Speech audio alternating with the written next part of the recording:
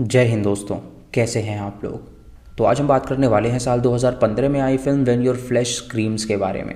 दोस्तों, इस फिल्म में एक लड़की होती है जिसके साथ कुछ बंदे बहुत ही गलत काम करते हैं और वो लड़की इन बंदों से कैसे बदला लेती है इस फिल्म में दिखाया गया है। इस फिल्म की कहानी काफ़ी अच्छी है जो कि आपको बेहद पसंद आएगी, तो आप इस वीडियो को अंत तक ज़रूर देखिएगा। दोस्तों, पिछली वीडियो में हमने एक्सॉर्सिज्म ऑफ गॉड नाम की मूवी के बारे में चर्चा करी है, तो अगर आपने वो वीडियो नहीं देखी है तो आप उसे ज़रूर देख लीजिएगा।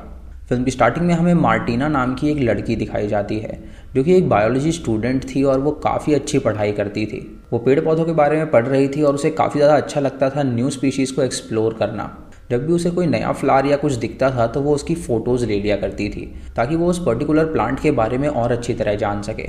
एक सुबह वो अपने बिस्तर से उठती है और अपना रूटीन फॉलो करने लगती है, जहाँ पे सबसे पहले वो अपना लैपटॉप खोलती है और उसके अंदर अपने प्रोजेक्ट का नाम लिखती है जिसका नाम होता है एल्यूमिना बाय मार्टिना। उस प्रोजेक्ट में वो कई सारे फ्लावर्स के स्पीशीज़ को कवर करने वाली थी। उसके बाद वो बाहर जाती है जहाँ से वो एक फूल को तोड़ के ले आती है और उसके बाद वो बाथरूम में जाती है शावर लेने के लिए। नहाने के बाद वो किचन में जाती है जहाँ पे वो अपना ब्रेकफास्ट तैयार करती है और अपना ब्रेकफास्ट एंजॉय करते हुए वो किताबें पढ़ने लगती है ताकि उसे अपना प्रोजेक्ट बनाने में आसानी हो सके। तभी अचानक उसे उसकी माँ का कॉल आता है जो कि उससे काफ़ी दूर रहा करती थी और वो उससे पूछती है कि उसके क्या हाल चाल हैं। मार्टिना अपनी माँ को बताती है कि वो बिल्कुल ठीक है।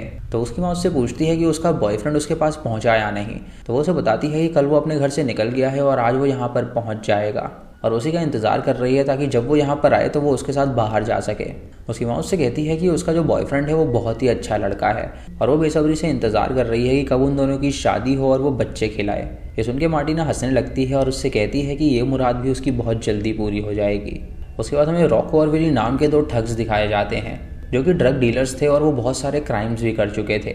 उन्हें अगर कोई अगली लड़की दिखती थी तो वो उसका शोषण करते थे और उसे जान से मार डालते थे।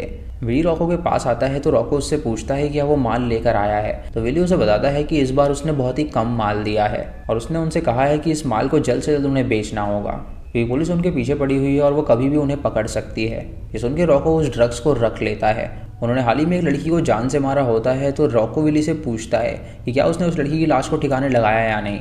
तो वो उसे बताता है कि उसने उस लड़की की लाश को जंगल में फेंक दिया है और वहाँ पे कोई भी नहीं आता जाता तो उसकी लाश किसी को भी नहीं मिलने वाली। उसे उस लड़की की रिंग भी दिखाता है और उससे कहता है कि ये सोने की थी तो वो चुरा कर ले आया। ये देखकर रॉको काफ़ी खुश हो जाता है और उससे कहता है कि वो बहुत बड़ा कमीना आदमी है। इधर मार्टिना अपने घर में जब अपने बॉयफ्रेंड का इंतज़ार कर रही होती है तो उसका बॉयफ्रेंड काफ़ी देर होने के बावजूद भी नहीं आता। जैसे उसे लगता है कि शायद वो कल आएगा, इसीलिए वो तैयार होने लगती है बाहर जाने के लिए क्योंकि उसे अपने प्रोजेक्ट के लिए कुछ प्लांट्स को इकट्ठा करना था। वो अपना बैग पैक करके अपने घर से बाहर निकलती है और जंगल की ओर जाती है जहाँ पे उसे कुछ फ्लावर्स मिलते हैं। तो वो उन फ्लावर्स की फ़ोटोज़ ले लेती है और उन्हें प्लग करके वो अपनी डायरी में भी डाल लेती है ताकि उसके बारे में और गहराई से वो रिसर्च कर सके। उसके बाद वो डिसाइड करती है कि उसे और भी डीप जंगल में जाना होगा, तो वो अंदर जाने लगती है जहाँ पे उसे और पेड़ पौधे नज़र आते हैं।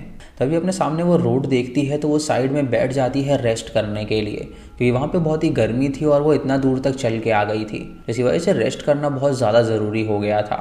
उसी रास्ते से रॉको और विली भी गुजर रहे होते हैं जहाँ पे अपने दोस्त के पास जा रहे थे उस ड्रग्स को डिलीवर करने के लिए। तभी रास्ते में उन्हें मार्टिना बैठी हुई नज़र आती है और उसे देखकर रॉको अपनी गाड़ी रोक लेता है। वो विली से पूछता है कि क्या वो इस लड़की को अपने साथ ले जाएं। तो विली उससे कहता है कि वो अभी एक लड़की को मार के आए हैं और वो दूसरा शिकार नहीं कर सकते। लेकिन रॉको उससे कहता है कि वो उस लड़की की तरफ देखे कि वो कितनी ज़्यादा सुंदर है और अगर वो लड़की उसे मिल गई तो उसे बहुत ज़्यादा अच्छा लगेगा। ये सुन के विली उसकी बात मान लेता है और वो गाड़ी को बैक करता है जहाँ पे विली मार्टिना से पूछता है कि क्या उसे लिफ्ट चाहिए। तो मार्टिना उससे कहती है कि उसे कोई लिफ्ट नहीं चाहिए, वो पास ही में रहती है और वो यहाँ पर बस अपने प्रोजेक्ट के लिए आई थी। ये सुन के विली उससे पूछता है कि आखिर वो किसकी स्टूडेंट है। तो वो उसे बताती है कि वो साइंस की स्टूडेंट है। तभी विली उसे झूठ बोलता है कि दरअसल वो भी साइंस का ही स्टूडेंट है और वो भी प्रोजेक्ट के लिए फ्लावर्स को इकट्ठा करने के लिए जा रहा है। उसको एक जगह पता है जहाँ पे ढेर सारे फ्लावर्स हैं और वो नई स्पीशीज़ हैं और उनके बारे में किसी को भी नहीं पता। तो अगर वो चाहे तो वो भी उसके साथ चल सकती है ताकि वो मिल के इस प्रोजेक्ट पे काम कर सकें। ये सुन के मार्टिना खुश हो जाती है और उससे कहती है कि अगर ऐसी बात है तो वो उनके साथ चलने के लिए तैयार है। जब वो उनकी गाड़ी में बैठने के लिए जाती है तो अचानक से उनकी गाड़ी स्टार्ट होना बंद हो जाती है और रॉको तुरंत बाहर निकल के बोनट खोलता है और चेक करने लगता है कि आखिर गाड़ी में क्या दिक्कत आ गई। विली मार्टिना से कहता है कि दरअसल उसका फ़ोन डेड हो चुका है, तो वो उसका फ़ोन बोरो करना चाहता है ताकि वो मदद के लिए किसी को बुला सके और मार्टिना उसकी बात का विश्वास करके उसे फ़ोन दे देती है। तभी मार्टिना रॉको से कहती है कि अगर गाड़ी स्टार्ट नहीं हो रही तो वो यहाँ से जा रही है, लेकिन रॉको उससे कहता है कि वो बहुत सुंदर है और वो उसे यहाँ से जाने नहीं देगा। ये सुन के मार्टिना रॉको का इरादा जान जाती है और वो तुरंत वहाँ से भागने लगती है, लेकिन तभी विली वहाँ पे आके उस पर अटैक कर देता है, जिससे कि वो बेहोश हो जाती है और वो दोनों उठा के उसे अपनी गाड़ी में डाल देते हैं और अपने उस दोस्त के पास जाने के लिए निकल जाते हैं। उसके बाद हमें उसका तीसरा दोस्त दिखाया जाता है जिसका नाम विल होता है और विल की एक आँख फूटी हुई थी जिसकी वजह से वो एक पट्टा बांधा करता था। विल बहुत बड़ा बदमाश था और उसने एक आदमी को बंदी बना के रखा हुआ था। दरअसल वो आदमी एक लेफ्टिनेंट था और वो उसके घर के पास ही आया था और विल ने उसे किडनैप करके उसे लूट लिया था। विल उससे पूछता है कि आखिर वो क्या काम करता है, तो वो बंदा उसे बताता है कि वो एक लेफ्टिनेंट रह चुका है। उसके बाद वो अपना चाकू निकालता है उसे जान से मारने के लिए, लेकिन तभी उसे गाड़ी की आवाज़ आती है जिससे वो समझ जाता है कि उसके दोस्त वहाँ पर आ गए हैं। इसलिए वो चाकू को अंदर रख लेता है और उसका बैग चेक करने लगता है जिसके अंदर से उसे कुछ भी नहीं मिलता। तभी उसके दोस्त वहाँ पर आ जाते हैं जो कि मार्टिना को उठा के लेकर आए थे और ये देखकर विल खुश हो जाता है और उनसे पूछता है कि ये लड़की उन्हें कहाँ पर मिल गई। वो दोनों उसे बताते हैं कि रास्ते में ही ये लड़की अकेली बैठी हुई थी, तो वो लोग उसे यहाँ पर ले आए ताकि वो इसके साथ मज़े कर सकें। ये सुन के विल उनसे कहता है कि वो इस बंदे को संभाले और वो अकेले ही उसे उठाकर अंदर ले जा रहा है। वो मार्टिना को उठाकर अपने घर के स्टोर रूम में ले जाता है जहाँ पे उसे होश में लाता है और उसे सामने देखने के लिए कहता है। और मार्टिना जब सामने देखती है तो उसे पता चलता है कि दरअसल उसके बॉयफ्रेंड को उसने किडनैप कर रखा है। ये देखकर वो हैरान हो जाती है और सोचती है कि आखिर वो यहाँ पर कैसे आ गया। तो वो बंदा उसे बताता है कि दरअसल उसने ही उसके बॉयफ्रेंड को किडनैप कर लिया था, इसीलिए वो उससे मिलने नहीं आ पाया था। ये देखकर मार्टिना काफ़ी ज़्यादा हैरान हो गई थी और वो उससे पूछती है कि आखिर उसे कैसे पता कि वो उसका बॉयफ्रेंड ही है। वो बंदा उससे कहता है कि उसने उसके पर्स में उसकी फ़ोटो देखी थी, जिससे वो समझ गया कि ज़रूर वो उसका बॉयफ्रेंड ही होगा। वो यहाँ से गुजर रहा था तो उसने उसे रोक लिया और बंदी बना लिया, लेकिन उसके बाद उसे कुछ ज़्यादा पैसे नहीं मिले हैं, इसीलिए वो उसे यहाँ से जाने नहीं दे सकता। इधर रॉको और विली उस बंदे के पास जाते हैं जिसे उन लोगों ने बंदी बना के रखा हुआ था और वो दोनों उस बंदे से पूछताछ करते हैं कि आखिर उसके बैग में कुछ क्यों नहीं है। तो वो बंदा उनसे कहता है कि उसके बैग में जो कुछ भी था उनका दोस्त उठा के ले गया है, इसीलिए उसका बैग खाली पड़ा हुआ है।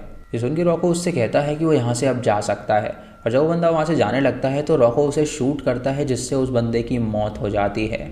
इधर विल मार्टिना से कहता है कि वो अपनी आंखें खोल के रखे कि अब वो जो उसके बॉयफ्रेंड के साथ करने वाला है वो उसे बिल्कुल भी मिस ना करे। तभी रॉको भी वहाँ पर आ जाता है जो कि मार्टिना का मुंह पकड़ लेता है और वो उसकी आंखें खुली रखता है ताकि वो उसे देख सके। विल तुरंत उसके बॉयफ्रेंड के पास जाता है और ज़बरदस्ती करने लगता है, जैसे कि उसके बॉयफ्रेंड को बहुत दर्द होता है और उसकी मौत हो जाती है। ये देखकर मार्टिना काफ़ी ज़्यादा डिस्टर्ब्ड हो जाती है और वो बहुत ज़्यादा रोने लगती है और ये देखकर रॉको उससे कहता है कि उसका भी यही हश्र होने वाला है।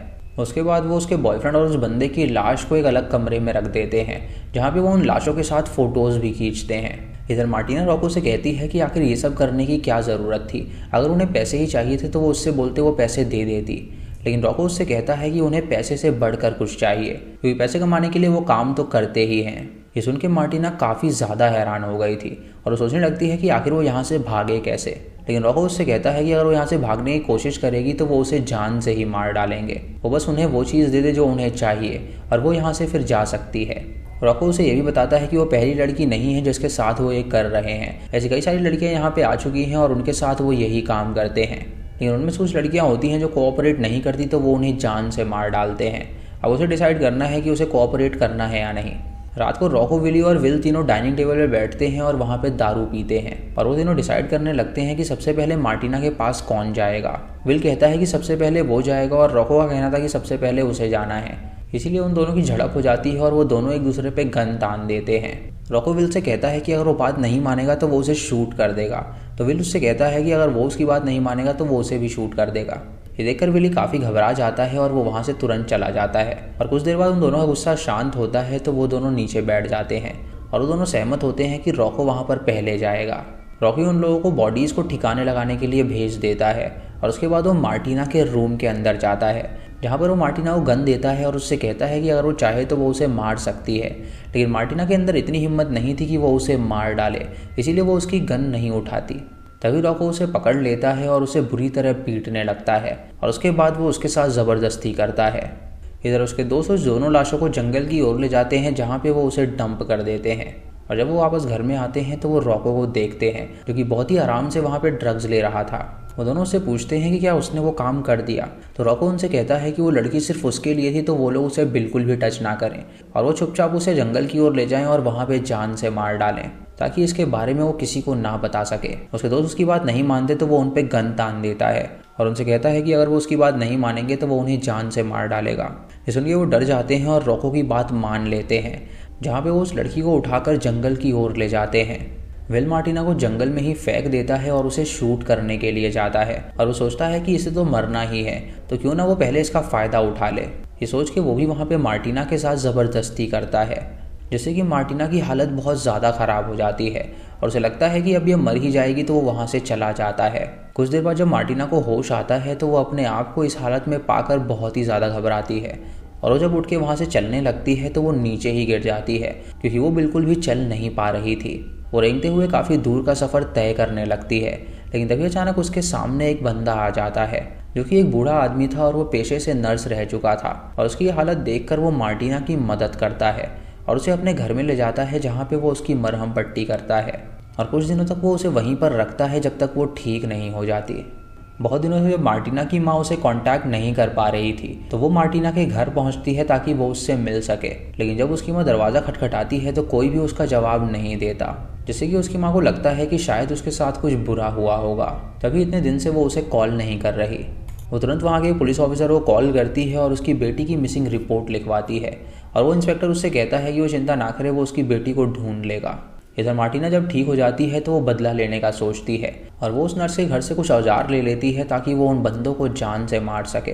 वो तुरंत उनके घर पे पहुंच जाती है, जहां पे एक एक करके वो उन सबको मारने वाली थी। सबसे पहले वो विल को देखती है जो कि गाड़ी ठीक कर रहा था और वो वहाँ पर एक सॉ लेकर आती है, जिसे चालू करके वो उसके मुँह पे मारती है, जिससे उसका मुँह ही कट जाता है और विल की वहीं पर मौत हो जाती है। मार्टिना के शरीर पे जब उसका खून आता है तो वो काफ़ी ज़्यादा खुश होती है, क्योंकि उसका शोषण करने वाला अब मर चुका था।